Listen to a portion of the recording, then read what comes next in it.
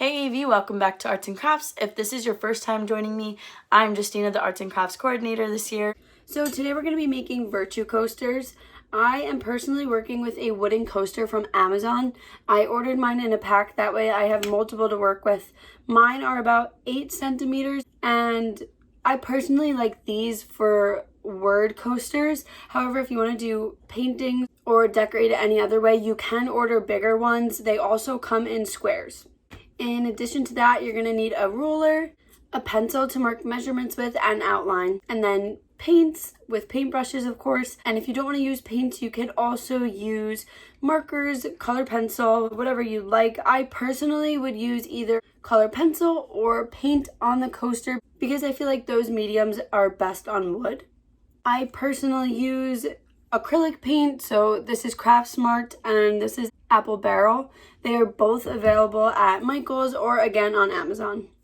I chose to decorate our coasters with virtues because it's our virtues that are a reflection of God. It's the virtues that we acquire by the grace of God that make us like God. And we acquire those virtues through our struggles against our weaknesses, temptations, and our fallen nature. A lot of times we get caught up in what we're wearing or how we look, but we have to remember that we're going to be clothed and robed in our virtues at the end. It'll be a garment of light, and the light will be the virtues that we acquire, whether it's faith, hope, kindness, love, mercy, forgiveness. So I'm choosing to decorate my coaster with the word hope. That's what I'm going to walk you through, but you guys can choose anything. I chose hope because nothing's possible without hope, and because hope is the assurance of the good outcomes of our lives if we live by faith in God.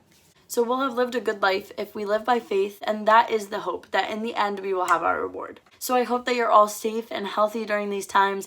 I hope that you enjoy virtual camp so much. I hope you enjoy this craft, and I really hope that we all reunite very soon. So in order to get started, what you're going to do is take your ruler and place it down on your coaster and outline the edges of your ruler in order to get a spacing of where lettering is going to go. You don't want to draw too hard because later you're going to want to erase these lines, but for now, this is what it should look like. Once you have that down, what you're going to do is count the letters in the word you've chose. In my case, I chose hope. That's 4 letters. So what I'm going to do is section this off into 4 spaces. So my line is about 8 centimeters long.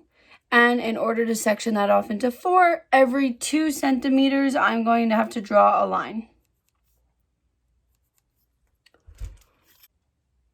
In order to get the best results, you're going to mark 2 centimeters off on the top line and the bottom line.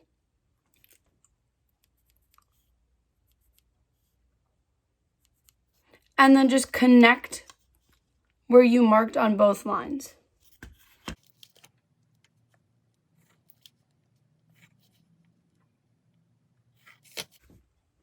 That way you have 4 different sections. So now that you have your 4 sections, what you're going to do is write your letters in. So for hope, you start with an H, and in order to do that, you're going to make a tiny line in the center of your box, and that's where you're going to make the horizontal line for H. So once you have that horizontal line for your H, you're going to make the 2 vertical lines of H, and you're going to use a majority of the space you've sectioned off. So you're going to go almost the entire length of your box to make these lines, but leave a little bit of space on the top and the bottom to add a design later. You don't want them to be perfectly straight because you're going to want to add and take away thickness later on.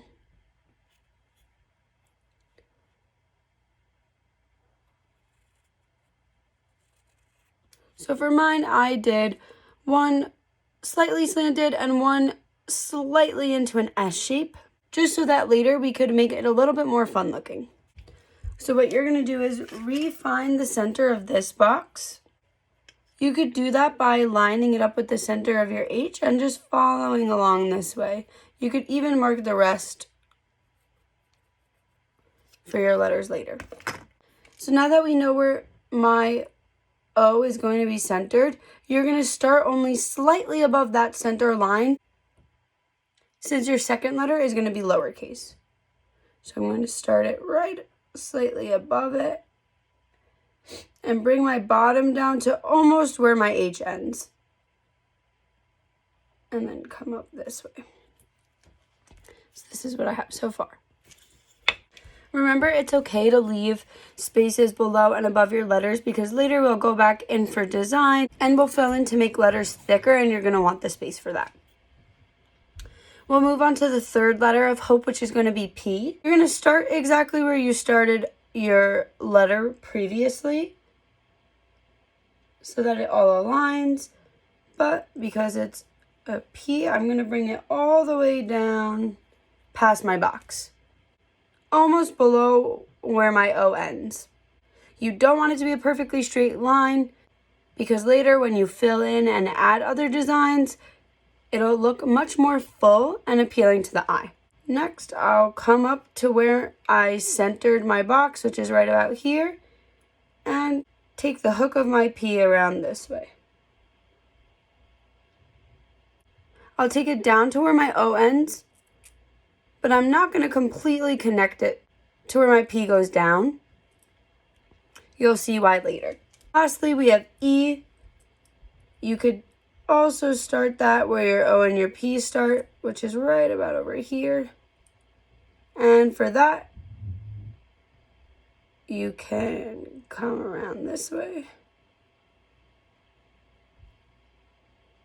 And then from the center of your P, which you could either measure or eye, is probably where I would put the middle section of my E. So this is what it looks like so far. If everything isn't exactly lined up how you want it to be, don't worry about it because later when we add thickness to some letters to almost give it a calligraphy kind of look, it will even out. So what we're going to do here is go back to H and add some thickness. If you see that there's a lot of blank white space here, you could fill it in by making a very similar shape and then connecting your edges by hooking it with a loop.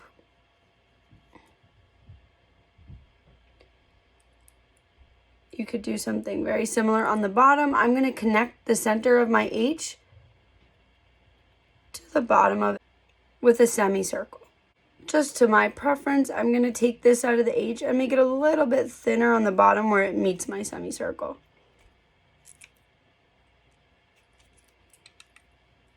I'm going to do something very similar on the other side where I basically redraw the shape I have and meet my edges.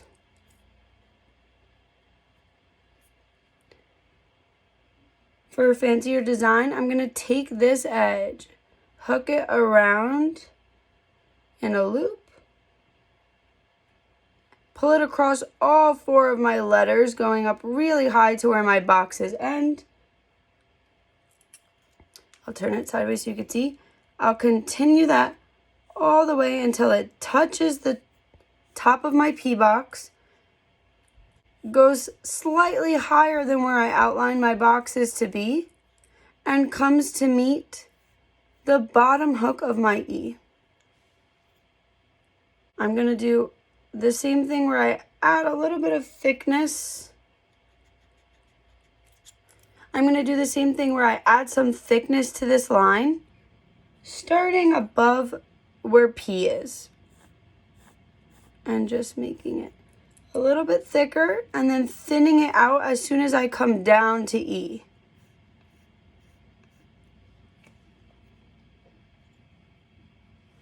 So this is what you have so far. If you don't like what you have, what you could do is break it into shapes. So you have a moonish looking shape here. You add a hook to it.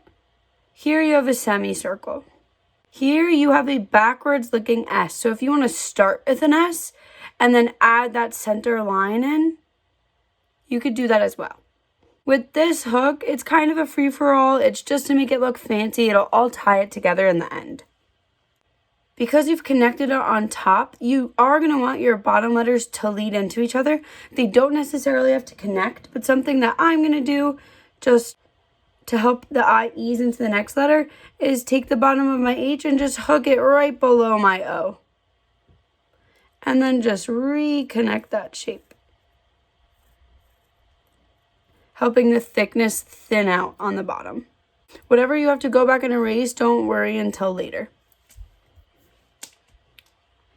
Now to add thickness to my O, I do have a lot of white space on the sides. So in order to fix that, I'm going to do something similar to what I did for my H. You're going to add some thickness. You could do so by turning it into a bit of a moon shape on one side. You can also then follow your line up, go slightly above where your O is, and hook it down around into the top of your P.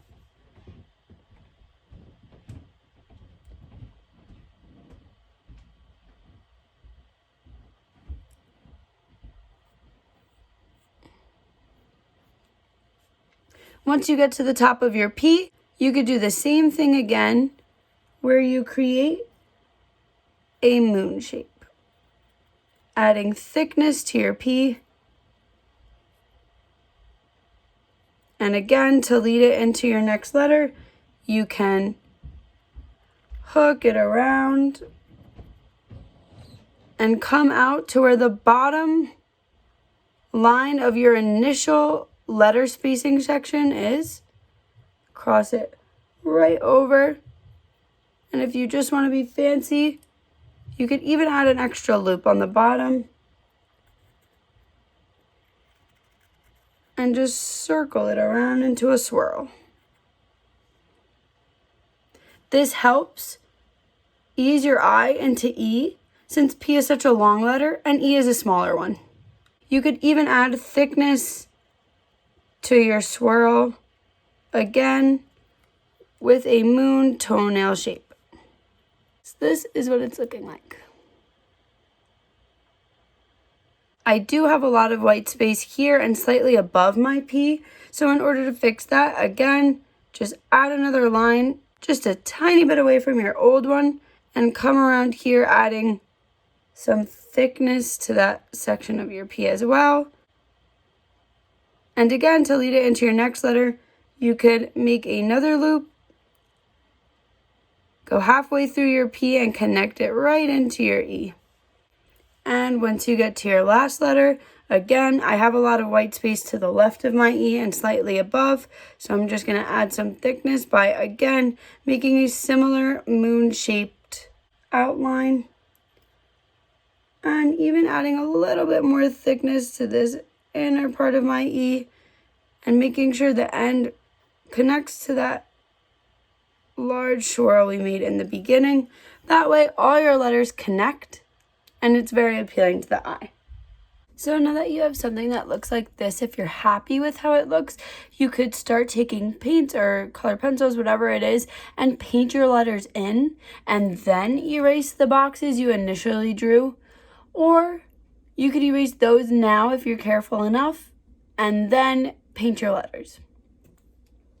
I personally am going to erase whatever I can get and then erase again after I paint and it's dried to get whatever was left over.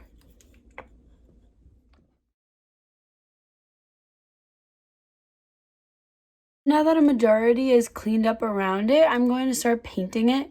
I personally think black and white is really good for lettering because it makes it pop, and then whatever designs you paint around it don't distract too much from the word. I'm going to be using black.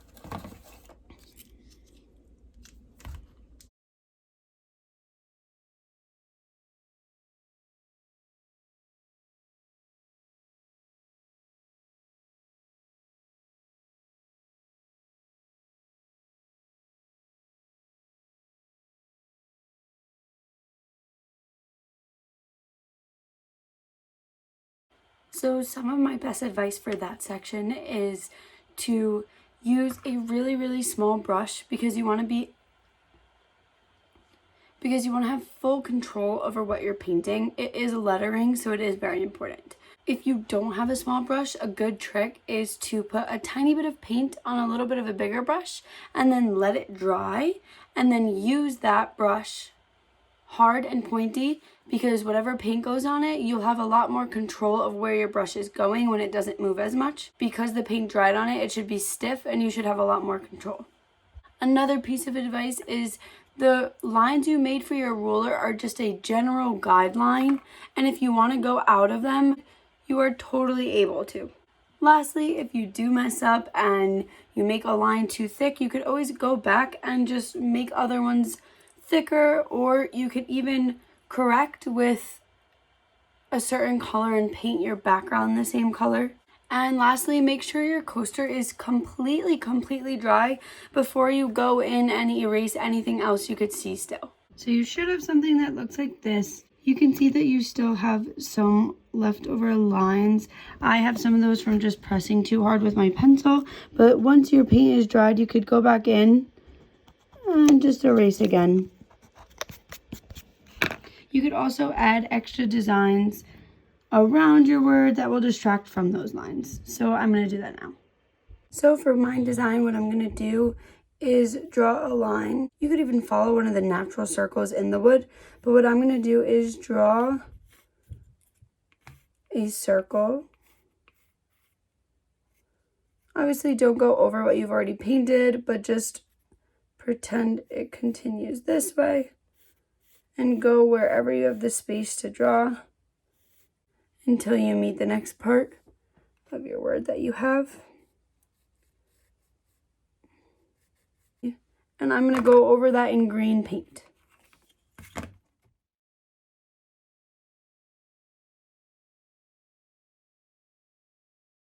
So once you have this green shape, what you're going to do is take a little bit of a darker color and start adding heart shapes around it.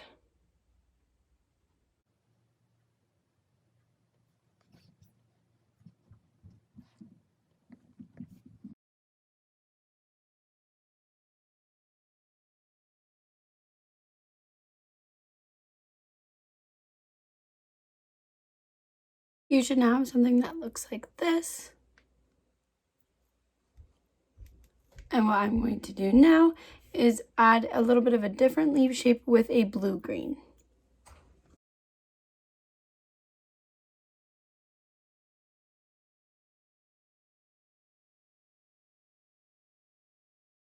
And once you have this design, what I'm now going to do is take red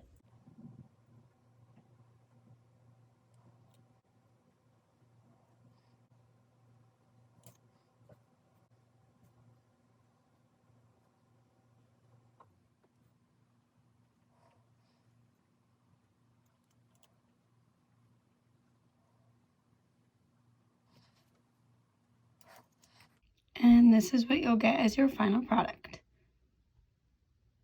And now I'll be showing you guys some of the crafts that you guys made and sent in from last week's video.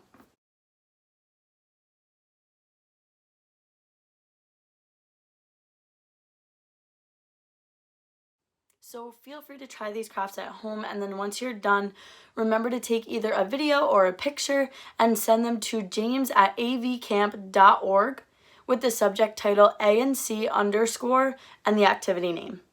We're so excited to see what you guys produce, and who knows, maybe you'll be featured in next week's video.